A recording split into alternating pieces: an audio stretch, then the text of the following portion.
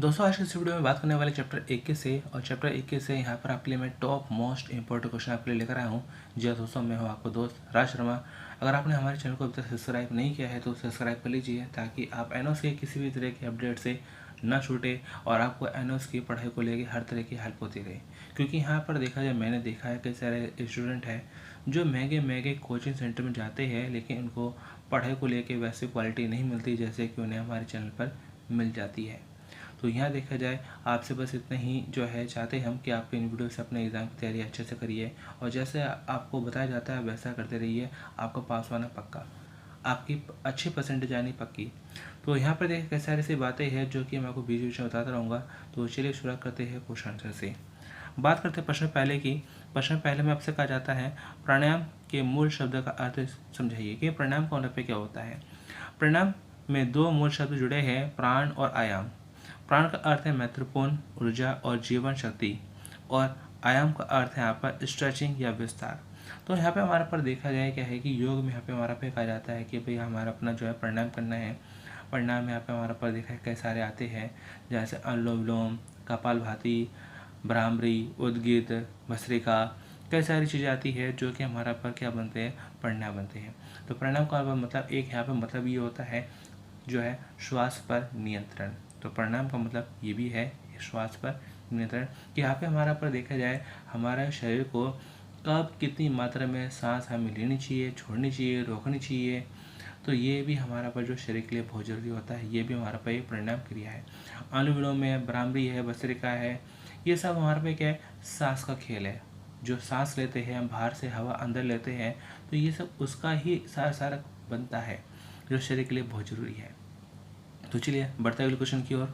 अब बात करते हैं प्रश्न में आपके दो की। प्रश्न दो में आपसे कहा जाता है सांस, प्राण और मन एक दूसरे को कैसे प्रभावित करते हैं, स्पष्ट कीजिए। तो यहाँ पे हमारे पास देखा सांस, प्राण और मन एक दूसरे को प्रभावित करते हैं। प्राणायाम शब्द दो शब्दों से प्राण और आयाम से मिलकर बना है।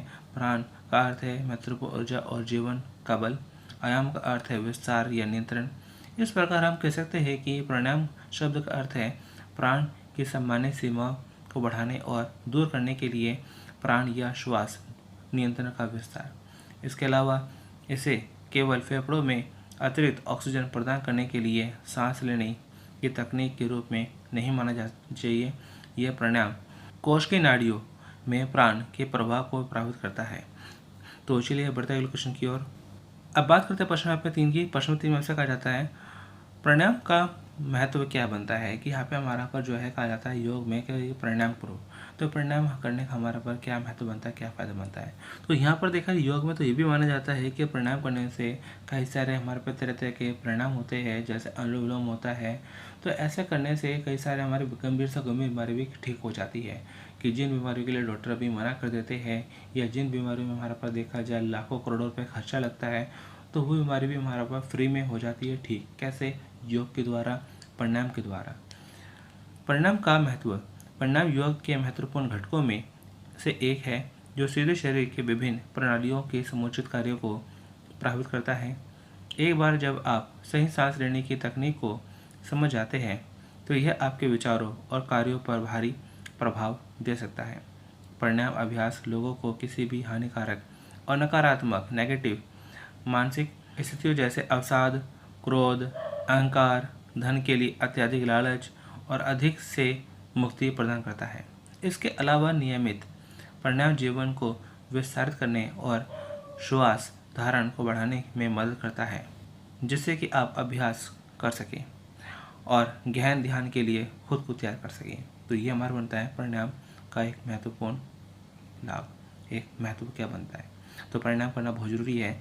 तो चलिए बढ़ते हैं अगले क्वेश्चन की ओर। अब बात करते हैं प्रश्न चार की। प्रश्न चार में से कहा जाता है प्राणायाम का अभ्यास करने के दौरान हमें क्या सावधानियां बरतनी चाहिए। तो प्राणायाम का अभ्यास करने के दौरान हमें किन किन बातों को ध्यान रखना चाहिए। सवाल है आपका यहाँ पे कैसे भी घूम फिर के आ सकता है, जरूरत है आपको यहाँ पर सवाल को अच्छे से समझने की। सावधानी। हमेशा नथुने से सांस ले जब तक कि विशेष रूप से निर्देश न दिया जाए। तो हमें क्या करना होता है कि हमें नाक से ही सांस लेनी होती है, मुंह से सांस नहीं लेनी होती। जब तक कि आपसे ना कहा जाए कि मुंह से सांस लेनी है, तब तक आपको जो है अपना नाक से ही सांस आपको लेनी है। जैसे कि यहाँ पे हमारा अपना जब हम जल नीति करते हैं तो जल नीति के दौरान तो हमें अपना जो है अपना हम मुँह से सांस ले सकते हैं, क्योंकि उस समय अपना जो है अपना हम नाक से पानी निकालने वाला काम करते हैं, तो उस समय अपना देखा जाए आप मुँह से सांस ले सकते हैं। अदरवाइज जब तक आपको जो योगा जो इंस्ट्रक्टर बनते हैं, जो हमारे योग गुरु बनते हैं, जब तक आपसे ना कहे कि मुँह से सांस लेनी है, तब तक आप जो है अपना नाक से ही आपको सांस लेके चलनी है। क्योंकि अगर मुँह से सांस लेते हैं तो इससे क्या होता है, बाहर की जो गंदगी होती है, जर्म्स होते हैं, कई सारी चीज़ें होती है, वो डायरेक्टली हमारे मुंह के थ्रू हमारे अंदर एंटर कर जाती है। शांत, स्वच्छ और सुखद कमरे में अभ्यास करें जो अच्छी तरह से हवादार और धूल से मुक्त हो। हल्के और ढीले आरामदायक कपड़े पहनने चाहिए। तो ये यहाँ पे हमारे पर देखा जाए खास बात है कि हमारे पर देखा जाए जो स्पोर्ट्स होते हैं, जो हमारा पर योग होता है, तो ऐसे में हमें अपना देखा जाए हमें हल्के कपड़े पहनने होते हैं, हमें अपना टाइट कपड़े नहीं पहनने होते, स्ट्रेचेबल हमें अपने कपड़े पहनने होते हैं, जिससे हम अपना कई सारे जो शारीरिक मुद्राएं हैं उनको आसानी से कर सके, और हमें कहीं भी अपना जो टाइटनेस हमें ना लगे। क्योंकि टाइट कपड़े पहनते हैं तो टाइट कपड़े पहनने से क्या होता है कि हमारी बॉडी में जो ब्लड का सर्कुलेशन होता है वह प्रभावित होता है, इसलिए हमें अपना ढीले कपड़े पहनने पड़ते हैं। प्राणायाम के अभ्यास के 30 मिनट बाद ये भोजन करना चाहिए, क्योंकि यहाँ पे हमने योगा किया, हमने ये योगा करा या एक्सरसाइज करी, कुछ भी किया, जिम किया, तो ये नहीं कि किया और उसके करने के बाद ही हमने तुरंत अपना खाना खा लिया या कुछ भी खा लिया, ऐसा नहीं होना चाहिए। हमें अपना देखा है जो भी अपना हम ऐसे कोई क्रिया करते हैं, चाहे योग, व्यायाम, एक्सरसाइज कुछ भी करते हैं, तो लगभग हमें थोड़ा सा रुक कर, लगभग आधा घंटा रुक के हमें अपना जो देखा जाए हमें अपना कुछ खाने पीना चाहिए। आसन को अभ्यास करने से पहले और ध्यान के बाद प्राणायाम का अभ्यास भी करना चाहिए। तो हमें अपना क्या है कि पहले हमें अपना जो है फिजिकल जो हमारा बनता है एक्सरसाइज हमें वो करनी चाहिए, हमें स्ट्रेचिंग करनी चाहिए, और जो प्राणायाम वगैरह बनता है वो हमें अपना बाद में हमें करना चाहिए। तो चलिए आगे बढ़ते हैं अगले क्वेश्चन की ओर।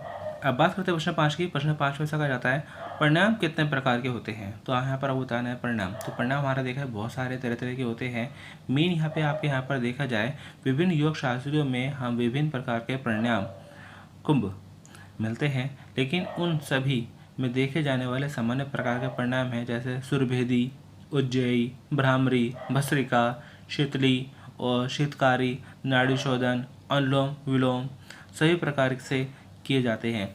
जैसे सबसे ज़्यादा जो आसान है और सबसे ज़्यादा जो ज़रूरी है, सबसे ज़्यादा जो इस्तेमाल किया जाता है वो हमारा पर बनता है अनुलोम विलोम।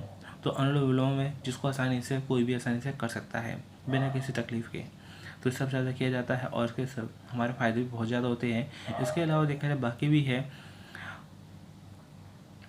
इन परिणामों को आसानी से समझने के लिए या उन्हें निम्नलिखित शीर्षकों के रूप में वर्गीकृत किया जाता है। यह संतुलित प्राणायाम, जिसमें नाड़ी शोधन प्राणायाम होता है।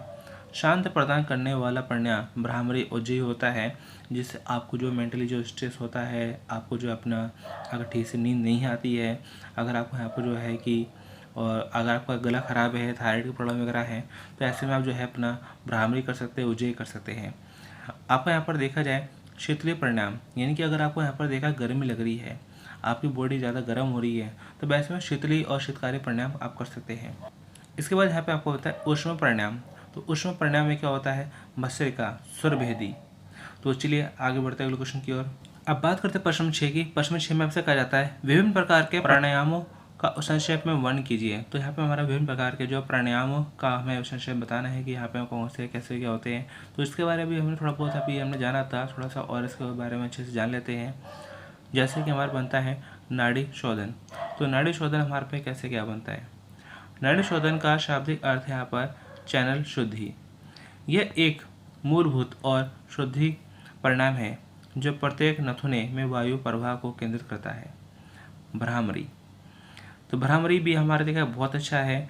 यहाँ पे हमारा पर देखा जाए कि हमारे टेंशन को कम करता है और हमारा पर देखा जाए काफ़ी हम अपना जो रिलैक्स फील करते हैं। इसमें हम मधुमक्खियों की गुनगुनाहट के समान गुनगुनाहट की ध्वनि करते हैं।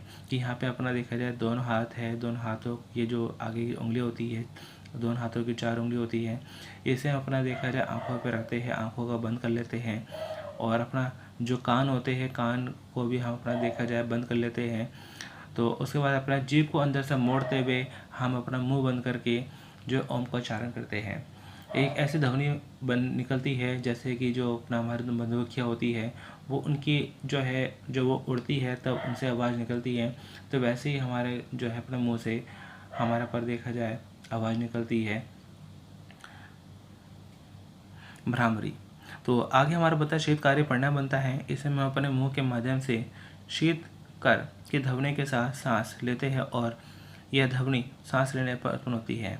तो यहाँ पे हमारे पास शीतली है, शीतकारी है। ये विशेषकर जो है अपना तब किया जाता है जब गर्मी बहुत ज़्यादा होती है, बॉडी को गर्मी काफ़ी लगती है।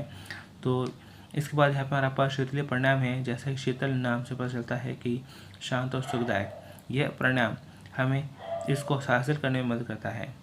उज्जयी परिणाम, यह परिणाम समुद्र की लहरों की ध्वनि की नकल करने से संबंधित है। यह ध्वनि सांस लेने और छोड़ने दोनों से उत्पन्न होती है। उज्जयी। उसके बाद हमारा बनता है भस्त्रिका। तो भस्त्रिका हमारा पर देखा जाए इस परिणाम में ध्वनि के समान ध्वनि उत्पन्न होती है, इसलिए इसे भस्त्रिका परिणाम कहा जाता है। इसमें अत्यधिक तेज गति से सांस लिया जाता है, यानी पूरे हमारे पर देखा जाए कंधे हिलने लग जाते हैं। इतनी तेज़ी से हमें अपना गहरी गहरी लंबी लंबी और जलीली सांस लेनी होती है। और सूर्यभेदी परिणाम, सूर्यभेदी परिणाम में पिंगला नाड़ी को शुद्ध करना शामिल होता है। इस परिणाम में हम दाहिनी नासिका से सांस लेते और सांस छोड़ते हैं। तो यह हमारा बनता है सूर्यभेदी परिणाम। तो दोस्तों यहाँ पे देखा जाए कई सारे और भी क्वेश्चन बनते हैं, लेकिन ये क्वेश्चन आपके लिए कुछ खास बनते हैं। जब आप इन क्वेश्चन को अच्छे से कर लेते हैं तो बाकी जो अपना बुक्स है, गाइड है, सब पेपर है, जो भी आपको बनता है तो वहाँ से भी अपनी तैयारी आप कर सकते हैं। तो चलिए दोस्तों, मिलते हैं नेक्स्ट वीडियो में। Thanks for watching.